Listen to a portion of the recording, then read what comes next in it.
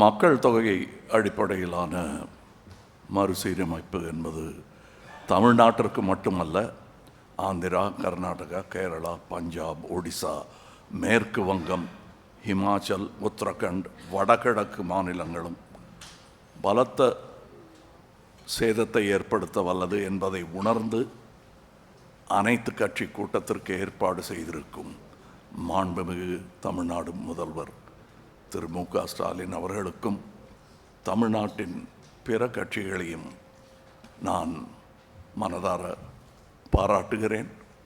எந்த தேவையும் இன்றி பாராளுமன்ற தொகுதி மறுசீரமைப்பு எனும் பேச்சை யார் கிளப்புகிறார்கள், எந்த நேரத்தில் பேசுகிறார்கள், எதற்காக பேசுகிறார்கள் என்பதும் கவனத்திற்குரியது.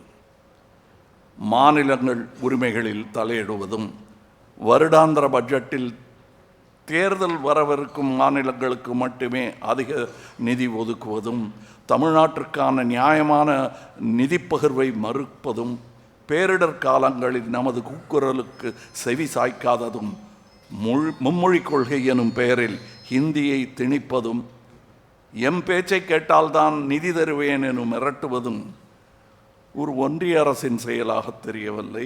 இன்றல்ல, நாளை அல்ல, எப்போதுமே பாராளுமன்ற உறுப்பினர்களின் எண்ணிக்கையில் எந்த மாற்றமும் கொண்டு வராமல் இருப்பதே ஜனநாயகத்தையும் கூட்டாட்சியையும் இந்தியாவின் பன்முகத்தன்மையும் காக்கும் என்பதே ஒரு இந்தியனாகவும் தமிழனாகவும் மக்கள் நீதி மையத்தின் சார்பாகவும் வலியுறுத்துகிறேன்.